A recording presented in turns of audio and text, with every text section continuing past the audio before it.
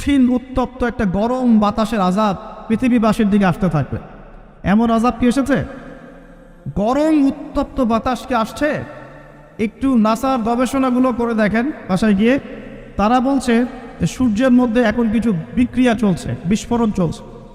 এমন হতে পারে অতি শীঘ্রই পৃথিবীর দিকে উত্তপ্ত গরম বায়ুর আযাব আসা শুরু করবে। দেখেন হাদিসের সাথে এক্স্যাক্টলি মিলে গেছেন। আল্লাহু আকবার।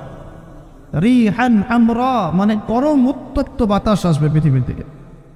এবং মনে করবেন না এই বাতাস যদি গায়ে লাগে খুব কমফোর্টেবল ফিল হবে, বরং এর ফলশ্রুতিতে দেখা যাবে ফসল নষ্ট হয়ে যেতে পারে, বৃষ্টিপাত বন্ধ হয়ে যেতে পারে, খরা হতে পারে, মরুকরণ হতে পারে, আর অনেক সমস্যা হতে পারে, পানির স্তর নিচে নেমে যেতে পারে।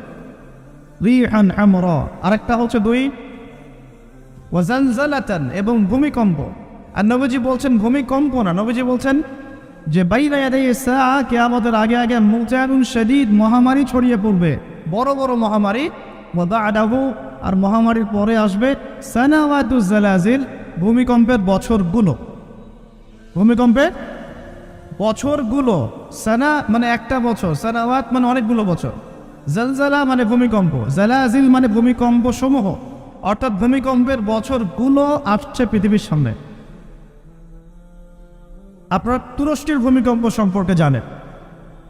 কিছু বিষয় আছে যেটা আমি এখনো মেলাতে পারছি না।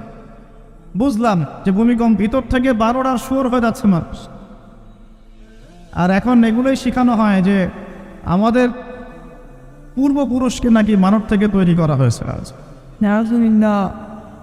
এই আকীদায় যে বিশ্বাস করে সে স্পষ্ট কাফের। যে এরকম কোন আকীদায় বিশ্বাস করবে সে স্পষ্ট কাফের, এবং তাকে কেউ কাফের মনে না করলেও সে কাফের।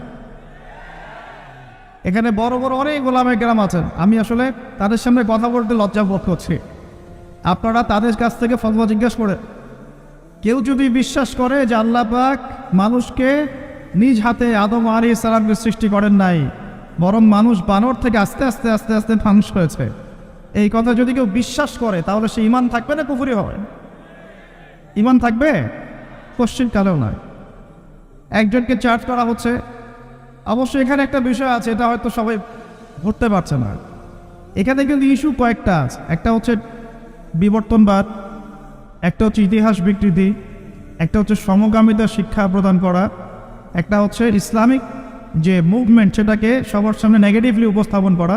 এরকম কিছু ইস্যু কিন্তু উঠেছে। আমরা কিন্তু ব্যস্ত হয়ে আছি এই 12টার মানুষ নিয়ে, তাই না?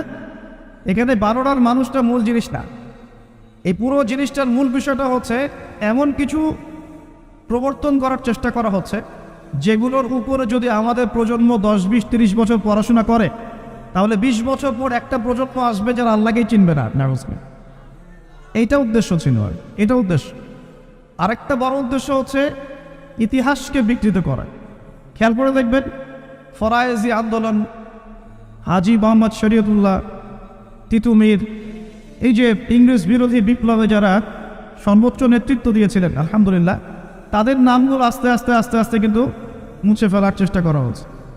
এবং এই জায়গায় কিন্তু এমন কিছু শাসনকে হাইলাইট করা হচ্ছে, যেমন সেন শাসন, খেয়াল করেন নাই? তাদেরকে হাইলাইট করার চেষ্টা করা হচ্ছে, এটা খুব ভালো ছিল। একটা জায়গায় দেখলাম দেখেছে ওইটা নাকি গণতান্ত্রিক ছিল। তা আমরা প্রশ্ন করতে চাই, ওই সময় গণতন্ত্র ছিল? সেন আর পাল বংশের সময় গণতন্ত্র বলে কিছু ছিল? কি দিয়ে মানুষকে কি শেখাচ্ছে আল্লাহ ভালো জানে। তো শিক্ষা ব্যবস্থার বেহাল দশা। কি দশা? বেহাল দশা। আমাদের সন্তানদের ব্যাপারে যদি আমরা সতর্ক না হই তাহলে ওই যে নবীজি বললেন ওয়াতুউল্লিমা লিগাইরিদ্দিন, ভূমিকম্প, আল্লাহর আযাব গজব আসার অন্যতম কারণ হবে ধর্ম বিবর্জিত শিক্ষা চালু করা। এবার শোনেন কি আযাব আসবে এই কাজগুলো করলে। এই কাজগুলো করলে কি আযাব আসবে একটু শোনেন, এরপরে আমি সামনের দিকে যাচ্ছি। কাজগুলো কি? যখন আমরা আমানতের খেয়ানত করব, এক, যখন গনিমতের মাল রাষ্ট্রীয় সম্পদকে নিজের বলে চালিয়ে দিব, যখন আমরা স্ত্রীদের আনুগত্য করে মাকে কষ্ট দিব, বন্ধুদেরকে কাছে টেনে নিয়ে বাবাকে কষ্ট দিব, যখন ধর্ম বিবর্জিত শিক্ষা চালু করব, যখন আমরা গায়িকা নর্তকীদেরকে বেশি প্রমোট করব, তাদেরকে বাড়িয়ে দিব, মসজিদে হট্টগোল বেড়ে যাবে, কানের কাছে বাদ্যযন্ত্র বাজবে, জেনা বাড়বে, অশ্লীলতা বাড়বে, ফাহেসা কাজ বাড়বে এবং কওমের নেতৃত্ব দিবে ফাসেক ব্যক্তি। সমাজের সবচেয়ে নিচু শ্রেণীর মানুষ উঁচু উঁচু বিল্ডিং নির্মাণের প্রতিযোগিতা করবে এবং দাসী তার মনিবকে জন্ম দিবে, মানে সত্য মিথ্যা ন্যায় অন্যায়ের মানদণ্ড উল্টে যাবে। যখন এমন হবে তখন নবীজি বলছেন ফালইয়ারতাকিবু ইনদা যালিকা, তখন ধেয়ে আসবে। কি ধেয়ে আসবে? 1 নাম্বার রিহান হামরা, উত্তপ্ত, কঠিন উত্তপ্ত একটা গরম বাতাসের আযাব পৃথিবীবাসীর দিকে আসতে থাকবে। এই যে পাপগুলো আপনাকে বললাম একটু আগে, যে পাপগুলোর কারণে জালজালা ভূমিকম্পগুলো আসে, এই পাপ তো আমরাই সবচেয়ে বেশি করছি। তা আসা তো কথা আমার এখানে থাকে, বুঝতে পারছেন না মনে হয়? মাদকদ্রব্যের প্রচলন বাংলা মাটিতে বেশি না কম? কত বেশি? প্রচণ্ড রকম বেশি। বেশি না? নগ্নতা, বেহায়াপনা বেশি না কম? গান বাজনা, বাদ্যযন্ত্র বেশি না কম? সংস্কৃতির দোহাই দিয়ে আমরা সবাইকে এগুলো শোনাচ্ছি কিনা? নগ্নতা, ব্লু ফিল্মস, পর্নোগ্রাফিতে আমরা কি পিছিয়ে নেই এগিয়ে? করাপশন, দুর্নীতিতে আমরা কত নাম্বার? আজকে আসছি 12, আগে ছিল 13, আজকে হয়েছে 12। মাশাআল্লাহ, উন্নতি হয়েছে আমাদের। আচ্ছা, তারপরে এই যে আমানতের খেয়ানতে আমরা পটু না কম না বেশি? একটা হাতি উপর থেকে আস্তে আস্তে এখানে মাছি হয়ে যায় কিনা? একটা হাতি উপর থেকে আস্তে আস্তে মাছি হয়ে যায় কিনা? মানুষ সম্পদ লুটে পুটে খাচ্ছে কিনা? তো ভূমিকম্প আসার যে কারণগুলা, এগুলোতে তো আমরা ফার্স্ট। তাহলে ওখানে এত বড় আযাব কেন? এটা প্রশ্ন না? আল্লাহ পাক উত্তর ভালো জানেন। তবে হতে পারে এটা পুরো মুসলিমদের জন্য একটা শিক্ষা। যদি তোমরা সতর্ক না হও তাহলে তোমাদের কাছেও কিন্তু এই আযাব আসবে। তবে সায়েন্স বলছে এবং কোরআন হাদিস থেকে আমরা এটাও দেখছি যে হ্যাঁ, ভূমিকম্প যে পাপের কারণে আসে, এই পাপগুলো আমরা কিন্তু করছি, কম বেশি সবাই করছি। আর 2 নাম্বার হচ্ছে যে টেকটনিক প্লেটের কথাগুলো বলা হয় বা এই যে ফ্রন্ট লাইনগুলোর কথা বলা হয়, এগুলো কিন্তু আমাদের দেশ পাকিস্তান, আফগানিস্তান, চায়নার দিকে আছে, মায়ানমারের দিকে আছে। আর এটা হাদিস থেকে আমি জানি কিয়ামতের আগে আগে 3টা বড় বড় ভূমিকম্প হবে। কয়টা ভাই? 3টা। এই কিয়ামতের 10টা বড় আলামতের মধ্যে এই 3টা হচ্ছে অন্যতম। নবীজি বলেছেন, একটা হচ্ছে পৃথিবীর পূর্ব দিকে যেখানে আমরা বসবাস করি, Bangladesh, Pakistan, Sri Lanka, India, Myanmar, Indonesia, মালয়েশিয়ার পূর্ব দিক, এদিকে একটা ভূমিধস হবে। একটা হলো পৃথিবীর পশ্চিমে, মানে ওই যে পশ্চিমা সভ্যতা, যেখানে যাওয়ার জন্য আপনি ব্যতিব্যস্ত হয়ে আছেন। আর 3 নাম্বার হচ্ছে পৃথিবীর মাঝখানে জাজিরাতুল আরবিয়া, অ্যারাবিক পেনিনসুলার মধ্যে একটা ভূমিকম্প হতে পারে। এই 3টা হবেই, রাসূল সাল্লাল্লাহু আলাইহি ওয়াসাল্লাম বলেছেন। আর তিনি আরও বলে গেলেন বা'দাহু সানাওয়াতু জালাজিল, মহামারীর পরে আসবে ভূমিকম্পের বছরগুলো। এই পুরো বিষয়গুলো একত্রিত করলে আমাদের সচেতন হওয়ার দরকার আছে কি নাই? এখন কি আমরা সবাই 20-30 তলা বিল্ডিং বানানো শুরু করব? সচেতন মানে কি? আমরা কি আশ্রয় কেন্দ্র বেশি বেশি বানানো শুরু করব?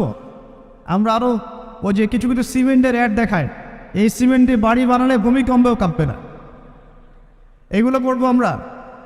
নাকি সর্বপ্রথম কি প্রয়োজন? আধ্যাত্মিক পবিত্রতা প্রয়োজন, তাসকিয়া প্রয়োজন। আল্লাহ পাক আমাদের সবাইকে তওবা করে ফিরে আসার তৌফিক দান। একই সাথে পশ্চিমাদের সমস্ত ষড়যন্ত্রের ব্যাপারে চোখ কান খোলা রাখার তৌফিক দান। দুটোই দরকার আছে, আছে কি নাই? দুটোই দরকার আছে। আপনারা বাসায় গিয়ে একটা প্রযুক্তি সম্পর্কে পড়াশোনা করেন, আমি আর কিছু বলে দেব না পাবলিকলি। প্রযুক্তিটার নাম হচ্ছে হার্ট, HAARP, হার্ট। এই প্রযুক্তি কি, কেন, এর দিয়ে কি করা যায় না করা যায়, এটা নিয়ে একটু বাসায় গিয়ে পড়াশোনা করে দেখেন, মনে থাকবে? HAARP, হার্ট, মনে থাকবে? এখনই গুগল সার্চ করে দেখে দেন, বাসায় গিয়ে পড়াশোনা করে দেন কি জিনিস এটা, কি করা যায় এটা দিয়ে। আপনাকে বলে দেই, দাজ্জাল কিন্তু জলবায়ু নিয়ন্ত্রণ করাও শুরু করবে, কেন সে পুরো বিশ্বটা শাসন করবে। দাজ্জাল বৃষ্টি দিতে পারবে, দুর্ভিক্ষ দিতে পারবে, প্রোগ্রেসও দিতে পারবে। 40 দিন সে বিশ্বকে শাসন করবে, যার প্রথম দিনটা হবে 1 বছরের সমান, দ্বিতীয় দিনটা হবে 1 মাসের সমান, তৃতীয় দিনটা হবে 1 সপ্তাহের সমান, বাকি দিনগুলো হবে আমাদের দিনের মতোই। প্রত্যেক ভূমিকম্পেই পৃথিবীর আর্নিক গতির পরিবর্তন হচ্ছে। সায়েন্টিস্টরা এখন বলছেন পৃথিবীর ভিতরে ইনার কোর বলে যে জায়গাটা আছে, এটা এখন উল্টা দিকে ঘোরা শুরু করেছে। তো একদিন যে 1 বছরের সমান হবে এই বিষয়ে আমার কোনো সন্দেহ নাই। মহাবিশ্বে এমন কিছু একটা হবে যাতে করে পৃথিবীর আর্নিক গতির মধ্যে পরিবর্তন আসবেই। না হলে নবী সাল্লাল্লাহু আলাইহি ওয়াসাল্লাম বলতেন না প্রথম দিনটা হবে 1 বছরের সমান। সাহাবীরাও প্রশ্ন করছেন, ইয়া রাসূলুল্লাহ সাল্লাল্লাহু আলাইহি ওয়াসাল্লাম, আমরা তখন কিভাবে নামাজ পড়ব? নবীজি বললেন, তোমরা অনুমান করে হিসেব করে নামাজ পড়ে নিবে। মনে করেন যদি এখন সূর্য আর না ওঠে, তাহলে কি আমরা একটা টাইম বের করে করে নামাজ পড়তে পারবো না? মনে করেন সকালে সূর্য উঠেছে আর রাত হচ্ছে না, আটকে গেছে পৃথিবী, তাহলে কি টাইম হিসেব করে করে নামাজ পড়তে পারবো কি না? নবীজি এই পরামর্শ দিচ্ছিলেন যে তোমরা সময় হিসেব করে নামাজ পড়ে নিবে। দ্বিতীয় দিনটা হবে 1 মাসের সমান, আর তৃতীয় দিনটা হবে 1 সপ্তাহের সমান, এবং সে এই পৃথিবীটাকে শাসন করবেই। এবং নবীজি একটা হাদিসে বলছেন, পৃথিবীর মক্কা মদিনা বাদ দিয়ে এমন কোনো জায়গা নাই যেখানে সে বিচরণ করবে না।